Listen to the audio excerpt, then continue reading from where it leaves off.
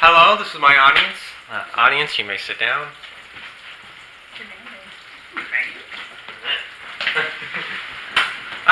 Ever heard of the superhero known as the Green Arrow? He's famously known for using the weapon known as the bow and arrow because of how skilled he is with it.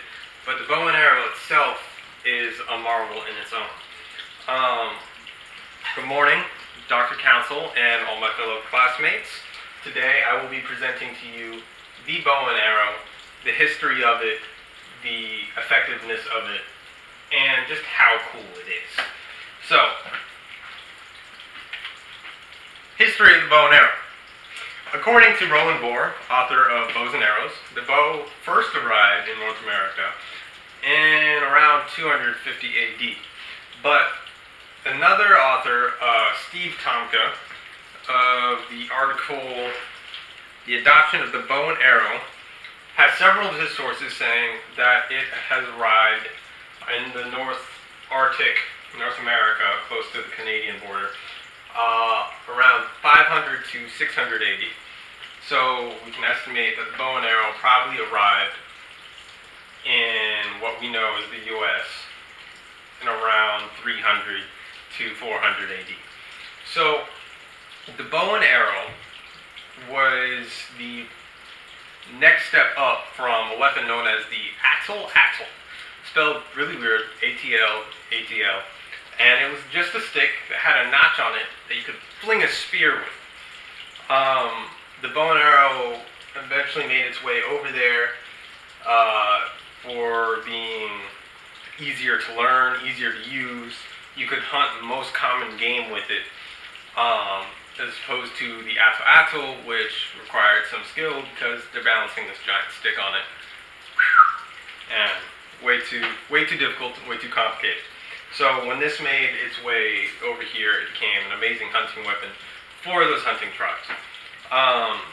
But as years progress, and eventually all the white Christian males end up coming across the sea and landing over here, and they see these tribes, they start adopting the bow and arrow as well. And they quickly see its usefulness, and they quickly see how much more accurate it is than their own weapons.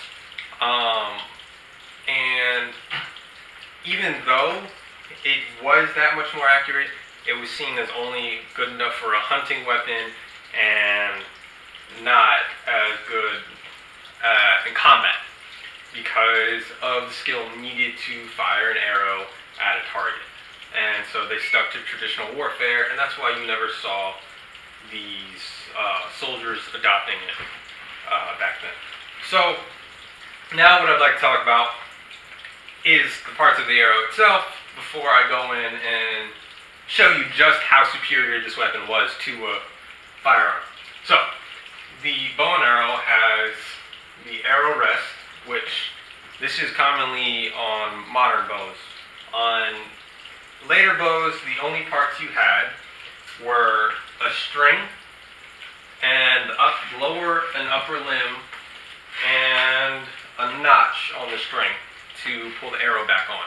Sometimes you didn't even have the notch, and they would just fire the arrow by balancing it on that thin string. But nowadays, we've created bows to incorporate all the various parts that go into firing the arrow. So you have the arrow rest for the arrow to sit on, and it lines directly up with the nocking point. And then we have all these various other things, such as the cable guard, and cables that accompany the string so that the arrow can fly faster and harder.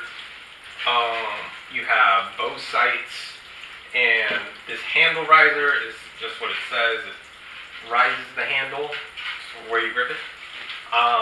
So now what I'm going to show you is a video of the arrow. So in this video, this is a video by the Army, released and titled as Warriors, where they demonstrate just how powerful it was. So what you just saw was a standard firearm, and now this is your standard assault rifle shooting. And this is a weapon meant to pierce armor, okay? neither of these three guns were able to pierce all three levels of the sand. This is the firearm. All of them pierced the first barrier. Then there's a second barrier. Only two of them managed to penetrate that, the assault rifle and the anti-armor weapon. But none of them were able to get through the back. So now what they're going to do is they're going to prepare the arrow. And he's going to line it up. Phew, straight through. So that is just how dangerous the arrow is, and concludes my presentation.